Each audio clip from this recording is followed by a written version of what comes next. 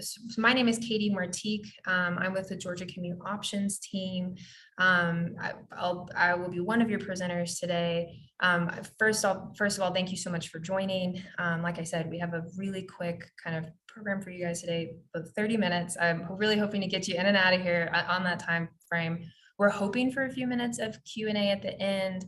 But again, since we're running a pretty tight ship here, if we don't get to the Q&A, please know you can follow up with us via email afterwards with any questions about any of the data you see today. And we will actually have a short survey at the end of the presentation. So if you don't mind taking a few minutes to complete that survey, it's extremely helpful for us to kind of improve upon these events, identify additional topics to bring to you all. So definitely please do that. Our speakers today, let's see. Like I said, we had a little bit of a mix up. We had hoped Sabrina Green could join us today. She is with Atlanta Regional Commission and is the Director of Outreach and Employer Services for Georgia Commute Options. She is our fearless captain, kind of steering the Georgia Commute Options ship. She was unable to make it at the last minute. But you do have myself. I'm, like I said, Marticke. I'm the Results Tracking and Innovation Outreach Lead for the Georgia Commute Options program, and Callie Orsini, who you will get to meet in just a moment. So thanks so much for joining. We're really excited to be here to talk to you today about the regional remote works results that recently came in. I think today you'll see some data points that probably support some of your current theories as people who work with remote work policies in your day-to-day work and consider some of these topics. I also think that you'll see some data that might surprise you and might even be contrary to some of your current assumptions. So I hope that we can provide some new insights for you. Just as a little bit of background before we jump into the meat of our program today. The Remote Work Survey was a regional multi-year effort led by the Atlanta Regional Commission. The first iteration of the Remote Work Survey went out in April 2020. We believe that we think we might be the first region that had launched such a kind of robust survey effort and so early on in COVID-19. And we really believe that it put our region quite a few steps ahead in understanding and addressing the workplace disruptions that COVID-19 brought. So far, we've run 8 iterations of this regional remote work survey. Like I said, we launched it in April 2020 to really kind of capture some of those early insights around how remote work was impacting people, what sentiments were, how policies were changing, all that good stuff. We ran 2 more iterations of the survey in 2020, a total of 4 in 2021, January, April, July, October, and then we took a short break, a little bit of a hiatus, and then we ran our most recent one in October of 2022. This might feel really redundant. Why did we run 8 iterations of a very similar survey? It's because it allowed us to kind of track how things ebbed and flowed. I think, as we all know, this was like COVID presented a really kind of ever-changing landscape. Us settling into remote work policies and remote work as a norm was kind of ever-changing. And so policy sentiment, both from manager and kind of the working folks, if you will, changed over time. And so these 8 iterations allowed us to kind of see how these things evolved and changed over the 3 years. So today we'll be covering a couple of things. First and foremost, we'll be digging into some of the insights from this most recent survey, as well as, again, kind of looking back, taking a look at how some of the sentiments regarding remote work have fluctuated over the last 3 years. Don't worry, you do not have to listen to me drone on about this for the next 25 minutes. I brought along Callie Orsini. She is one of our data analysts, and she actually was the lead for this 8th and most recent iteration of the remote work survey. And she's going to help us take a look. So Callie, let me ask you, first things first, who is taking our remote work surveys? Hi, everyone. So we are happy to report that we had a pretty good mix of industries represented in this survey. About 50% of respondents work in traditional office jobs. So these vary in industry from finance, public admin, real estate, professional services, that kind of thing. These are more often than not folks that in theory should be able to leverage remote work. And then on the other side of the coin, kind of on the left side of that pie chart, we've got industries like healthcare, education, construction, manufacturing, those kinds of industries that might not be able to leverage remote work as well. And then on this slide on the left, we've got position type. This is self-identified by the respondents. So we have a pretty well-balanced respondent pool. 12% of our respondents identified as executive leaders, 24 identified as managers, and then if they did not identify themselves as either of those, we tagged them as non-managers. On the right here, we've got tenure. So when you're looking at remote work policies and how connected or disconnected employees feel to their workplace, also important to understand how long they've been with the organization that they work for. So the majority of our respondents, almost 3/4, have been working for their company since before COVID. And about 1/5 of respondents have been working for their company for under 2 years. Interesting. Okay. It makes sense that it would be important to know how long somebody has been with an organization to kind of understand their kind of connection to the workplace and working in office versus remote. I mean, onboarding while being remote is so different than onboarding when being in person. I'm sure we can all imagine, or probably have all experienced. Let me ask you, did we find how long someone had been with a company made a big difference and how often they wanted to work remotely versus in office, or how often they actually were able to work in office versus remotely? Yes. So first of all, this slide only looks at those traditional office workers I talked about earlier. And these are actual work from home days. So these are the number of days per week employees were actually working at home at the time of the survey.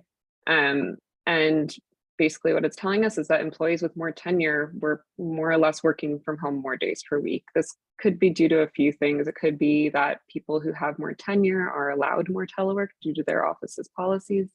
It could be that companies that have less telework availability might have higher turnover, and then therefore their employees have less tenure on average. Yeah, I'm sure it's probably almost impossible to kind of parse out exactly which of these factors are playing into it. I'm sure it's a number of things. So you're showing us right now, actual work from home, what's like actually happening, what's currently playing out. Can we talk a minute about desired work from home though? I know you said we tracked response types by the type of employee. You mentioned executive leaders, managers, non-managers. Do we see a difference in how often people want to work from home based on their employee type or their title? Yeah, definitely. So on this slide, we're looking at desired work from home days. It's the number of days per week people want to work from home. And probably not surprisingly, we see the number of desired work from home days is higher among people that aren't in management or leadership positions. So this is the red bar on that bar chart. Executive leaders are more likely to prefer a true in-office staff with the option to maybe work from home a couple times a month. Managers are more likely to prefer a hybrid week, and non-managers are likely to prefer a fully remote situation. And those larger numbers at the bottom are just those averages, the average number of desired work from home days per week by position type. We also have those larger numbers over time. So this graph is how each group has fluctuated in their desired number of work from home days since April 2020, beginning of the pandemic. And probably not surprisingly, again, at the start of the pandemic, people were a bit more eager to get back to the office. Yeah, that makes sense. I think at the beginning of the pandemic, we were all still getting used to that remote work situation. We were probably hungry for human contact again. I think we were all working through the hiccups of remote work being so new. We didn't have the software or the processes in place to make things run smoothly. Yeah, I think it was new for the vast majority of us, and it takes time. Also, I mean, this graph isn't going in one straight line. There's ebbs and flows, and I think that's due to seasonal fluctuations of the flu and COVID-19. It might be during the summer, people assume that they're going back into the office in the fall, and then all of a sudden there's another surge or something like that. That makes sense. So this chart, I know there's a lot going on here, but this is a view of, again, those desired work from home days over time, the number of days people would like to work from home. And what is interesting to me here is that the appetite for those work from home days has remained relatively consistent since October of 2020. So if we look at those big numbers at the bottom, that is the average number of days people would want to work from home per week. And from October 2020, that brown column over to this past October, in purple, it's gone from 3.1 to 3.6, and it's stayed relatively consistent. And comparing that to this slide, I know it looks almost the same, but this is the actual work from home days over time. Again, for all respondents, we can start to see that 5 days a week population shrinking. So before the pandemic, there's that green bar. We actually do have data from before the pandemic. 44% of people were not working from home at all. All of a sudden, April, May 2020, 71% of people were working from home 5 days a week. That has now found this balance as employers start to find this balance in the hybrid world as we get to the purple bar all the way on the right. Yeah, for sure. You say balance and it makes me think, I mean, I feel like early in 2022, like earlier last year, I started to hear this conversation around the pendulum of remote work, right? Like in the before times, if you will, we were in office, like all office all the time. And then COVID hit, and then we kind of swung to this other extreme of being all remote all the time. And it seemed like early last year, we really started acknowledging that both of these workplace strategies were kind of just exactly that, like extremes, right? Like these were extremes, and perhaps we were going to eventually find our way back to a center or to an equilibrium, to a happy median, if you will. It seems like the numbers that you're showing us here from the latest iteration of the remote work survey show that people's desired number of work from home days are moving a little closer to the actual number of work from home days. And the fact that the desired number of work from home days seems to have kind of plateaued in the last year, certainly, maybe even the last year and a half. I mean, do you think this means we've found the center? Has the pendulum settled on a point of equilibrium? Yeah, I think in part. So as of our October survey, 3/4 of traditional offices seem to have implemented or were finalizing formal remote work policies. This number strikes me as I'm like first seeing it a little low on one hand. It seems like we're 3 years in. Certainly employers have had plenty of time to kind of stand up a formal remote work policy. On the other hand, doing this kind of work with employers day to day, establishing these type of programs and policies with employers. Anecdotally, I know that employers have had a heck of a time trying to settle on kind of long-term formal policies just because of the constant flux that we've been in. Yeah, for sure. I think it's really difficult to develop long-term policies when you don't know what the next few months are going to look like. Interesting. Okay, so we saw that leadership and people in management roles wanted these policies to require perhaps less days in the office per week than their kind of non-management counterparts. Do we know what's driving that for executive leadership and management? I mean, I'm sure all of us on this call could probably take an educated guess as to why people in those positions want people in the office more. But I'm sure you have some data to share with us. Yeah, we do. So we did ask those managers and executives in the survey, which of the following factors are most important to you when thinking about how many days per week employees should go into the office? And those priorities clearly differed between the employers that want employees in the office more frequently versus those who are supportive of more frequent remote work. So managers and executives who indicated that they were concerned with ensuring high quality work and high quality customer service were more likely to say that they'd prefer employees come into the office every day. And then on the other side, managers and executives who indicated that they were concerned with things like reducing overhead costs and reducing environmental impacts associated with commuting were more likely to not require employees to come into the office. Interesting. I love this slide. There's so much good information on this one slide. I wish we could sit with it and kind of dig into it a little bit more. But I know that we'll be sending the deck out to everybody after the webinar is over. So for the sake of time, I guess I'll force us to move on. So not to keep talking about this discrepancy, but we've already established that there is a discrepancy between how many days those non-managers, the people who identified as non-managers, want to be in the office versus those executive leader and managers. What do we do with this divide? What do we do with this discrepancy? I mean, how do you see this shaking out, Callie? Yeah, well, and the employees have indicated that they might leave. So in October 2021, a year before our most recent survey, 40% of employees indicated that they would leave their job if their employer required them to be in the office more than 4 days per week, so a full in-person schedule. And then in this most recent survey, we start to see this play out as employers are requiring more in-office days. So 11% of our respondents said that they were actively looking for a new job because of their employer's telework policy. And the average number of days per week that people are required to be in the office differs based on whether they're looking for a new job or not. So if people who say that they're actively looking for a new job, the average number of days they're required to be in the office per week is 3.1. People who say that they are not looking for a new job, the average number of days per week they're required to be in the office is 1.9. Fascinating. Not surprising at all, but definitely interesting. It's always good to see the data to kind of back up what we're seeing and hearing in our day-to-day work, and probably even what we're all reading in headlines in terms of like their great resignation and everything. Okay, so employees want to come back to the office a little less than maybe their managers want them to.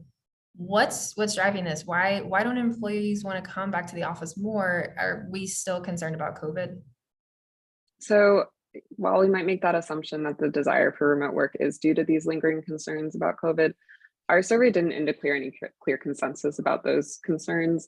In reality, I think there's a lot of reasons that people are desiring that average of 3 days of remote work a week. But according to our survey responses, commuting remains that top concern for employees that are considering return to office. So in this most recent survey, 60% of employees indicated that their commute is one of the top factors impacting their willingness to go into the workplace. This feels big. This feels like one of the big kind of ahas of these survey results. I will say also personally, it just rings very true. I certainly do not miss driving and being stuck in traffic along ponds on days that I had to drive into the office. I do have to admit, I miss my train commute a bit. I definitely listen to less podcasts these days, which is a real shame. But yeah, this definitely rings true for me. So, all right, if the commute is such a large factor, or maybe even like the factor keeping people from coming into the office more, I'm assuming you're planning to walk us through how all of this remote work stuff has actually affected our commutes. Yeah, a little bit. Remote work has definitely impacted travel patterns, and I see in the chat already that people are interested in this. So perhaps not surprising to anybody, Mondays and Fridays are still the most popular work from home days.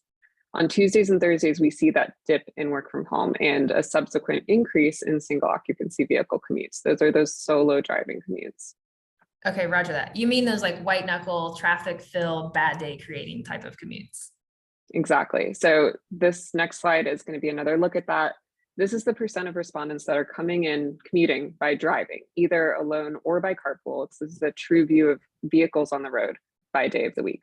Again, Tuesday sees most cars on the road, followed closely by Thursday. There's a pretty big gap before we get to Monday, and then an even larger gap before we get to Friday.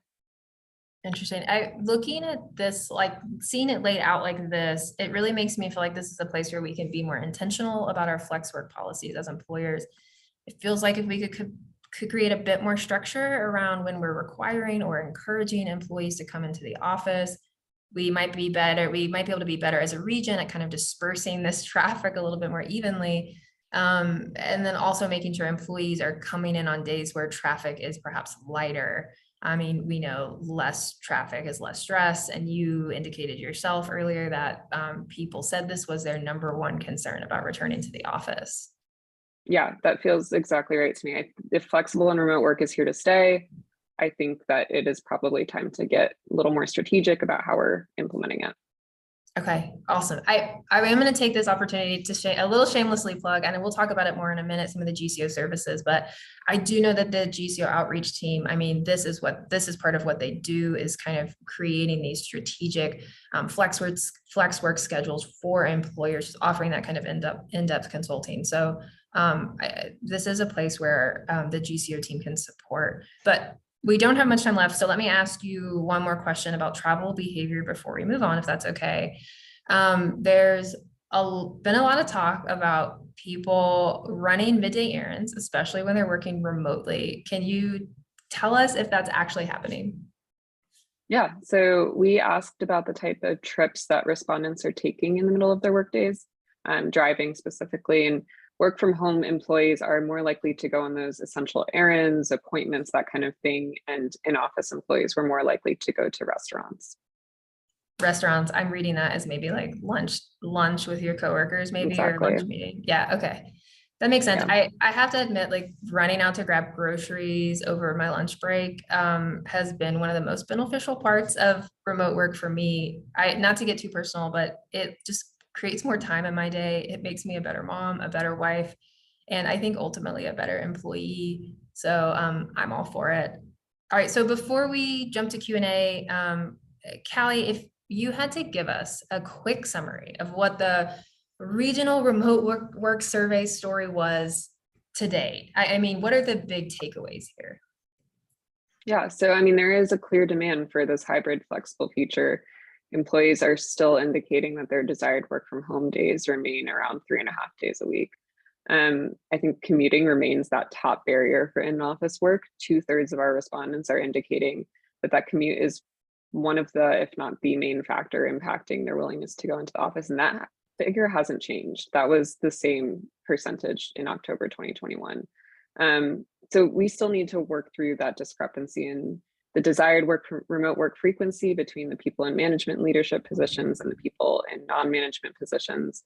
The inflection point is about 3 days a week. Management is leaning towards less than 3 days a week, while non-management wants an average of 3.5.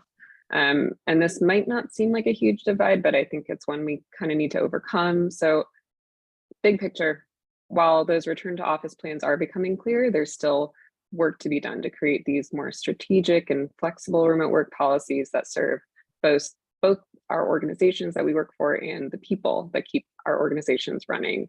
I think as we settle into these more formal policies and people settle into this behavior of remote work as a norm, now is the time to ensure that we're getting these things right. Well said. Well said. Thanks so much, Callie, for chatting with me about the remote work survey. I know this has been brief, but I think it was really informative, at least for me, hopefully for everybody else as well. And of course, it's always a delight to chat with you, Callie, about all things data. So I will share a little bit. I wish Sabrina was here to kind of to give you guys a little bit more detail about all of the ways that GCO can help support kind of establishing strategic flex work programs.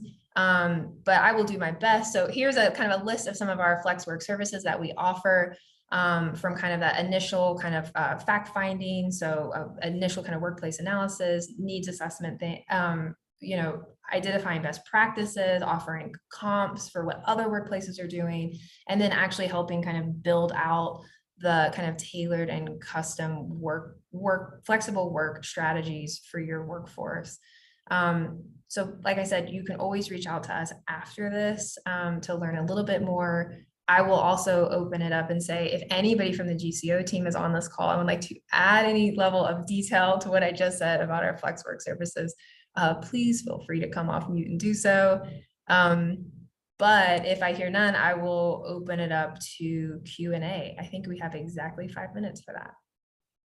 Yeah, we have some really great questions in the chat. I'll start with the first one. It says, do you all have the overall productivity percentage of workers that work from home compared to the percentage of workers working at the office? I can take that. So we didn't, I don't believe that we asked that in this most recent survey. It's something that we were asking respondents in those earlier iterations, and we were seeing that it did very much depend. We were looking a lot at whether people had kids in the house or not in those earlier iterations. And we were looking at, we're seeing that depended a lot on people's, what was going on around them in the home. We did not ask that in this most recent survey though. Thank you. And then this one, this is probably $1 million question. Can anyone explain why traffic hasn't improved considering the number of people with a hybrid schedule? Yeah, so I think a lot of that has to do again with the number of days or the specific days that people are commuting in. Those Tuesdays and Thursdays are really big commute days for vehicles. Okay, I think too, as we see employers and employees kind of embrace more flexible schedules too, that across the board, that kind of peak travel hour, that like rush hour that we used to know has just lengthened, right? Like it's no longer that 1 to 2 hour window, but rather more like a 2 to 3 hour window that people are really kind of commuting home due to flexible schedules. Thank you. Kristen wanted to know, what is the area of the survey? And Kristen, maybe you can come off mute and elaborate a little bit on your question. Hi, yeah, we were, Renata and I with the ARC are watching this, and we were wondering if this is Metro Atlanta or a greater area, or kind of just what the geographical area of the survey is. It was Metro Atlanta. I believe we used ARC's 11 county boundaries. Okay, thank you. Thank you.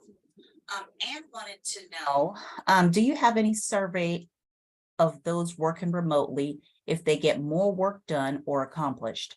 I'm the office manager. I'm here 5 days a week. I love coming to the workplace. That was another thing similar. Yeah, I think we asked this in the earlier iterations, but we haven't asked it in at least a year at this point, a year and a half. So I think when we were asking people, it was more, did you get more done pre-COVID in the office versus now? But we haven't asked that in a while. But that's something good to consider, I think, for future. I mean, this is a similar question as the first one, so I think something good to consider for future iterations. And also, if I could and- add, I'm sorry, I'm Ann Hollingsworth. I'm the office manager for the German American Chamber of Commerce. So since then, we've had individuals that still live in their same location before COVID as after COVID. So they're not going to sell and move their their home address and whatnot. So we have where we have to come in at least minimum of 2 days a week. But during, like, Tuesdays are the new Mondays. And I've noticed when I'm coming into Reef Parking here at the Atlantic Station, because it is the largest parking area that is managed by Reef Parking, but the largest, I guess, the parking garage, even under Target to all the Publix and whatnot in the Southeast, the largest, and it is the largest parking area in the state of Georgia. So I've noticed that there's not a lot of parks to choose from Tuesday and a little bit of Thursday for sure, but Monday it's not as packed. But we have noticed, and that was another part of that I wanted to ask, that if they do get more done, but then if we come to the office, everybody's just kind of like, it's like a greetings and saying, hey, how have you been, blah, blah, blah. So it seems like it automatically cuts into their work time because they haven't been to the office every day. Do you see what I'm saying? So that would be a contributing factor. Okay, Yeah, that makes a lot of sense. I mean, to Callie's point, I don't know if we have any real data to kind of confirm or deny what you're saying, but anecdotally, that rings true for me. I mean, on the days I come into the office, since I don't see people throughout the week, I often spend probably more time saying hello and catching up. And one more, I know it's 1:01 p.m., but also we attended the CFO of Beata, and I attended just like a after work meeting, a discussion about the economic woes that have hit the real estate market. So we went to Evans and Young, and we met with the gentleman. He's a chief economist from London, England. And he actually stated that the post-COVID has affected the real estate market. So we've had the deduction of those coming to work. So it's not warranted to have so much of a square footage when individuals come. So if we have a remote and hybrid work, so many people are now adapting to a new type of office. So you come in and you can choose any desk, anything that's available and whatnot. So that we've had companies around us not, close, but they've actually closed the office. So everyone is working remotely. So do y'all have any data of how that has affected the real estate market? Do you see what I'm saying? Because I heard that not NCR, but one of the buildings was going to be shutting down. Do you see what I'm saying? Because we have some other companies and we've got vacant spots here. So that's just, it's not wasted money, but it's lost money in rent. Have y'all had any data on that? I think that's fair. I think there are a lot of really smart people out there doing a lot of kind of analysis of how remote work has affected the commercial real estate industry. I no doubt that everything you're saying is, again, rings true in the work that I do personally day to day with employers and tenants and office property managers for office towers. People are using their offices differently, subleasing space accordingly. This survey didn't really focus on this. This survey was more focused on kind of the sentiments and what was happening between kind of employers, management, and those non-manager positions. We didn't really look at kind of the overhead impact or the kind of bottom line impact of what remote work has done for employers. But all valid, and there are probably some really great resources out there. And after this call, if you'll reach out, Anne, I'll try to dig in my bank of resources and see if I can find anything good to share with you. Oh, thank you. And y'all have the contact information on this. This is vital information. And thank you, Jesus, for doing this. Thank you so much for everything that y'all did, because I just feel so lucky to have, been privy to the information. So thank you. Thanks, Anne. I really appreciate that. I so appreciate the compliment. Thank you for coming. And thank you everybody for coming. Yeah, we will share contact information as well as the slide deck from today. So you guys can dig through it and feel free to kind of reach out and ask any follow-up questions. And again, I'm going to close this out, and sorry to cut Q&A short. I thank you so much to everybody for asking such poignant and great questions. The survey will go out after the Zoom call ends. So if you could hang out and do the survey, that would be fabulous. Thanks, guys. It was lovely to getting to know you. Thank you, Callie, for chatting with us today. And I hope that we as a GCO team get a chance to work with you soon. Thank you. Thanks, everyone.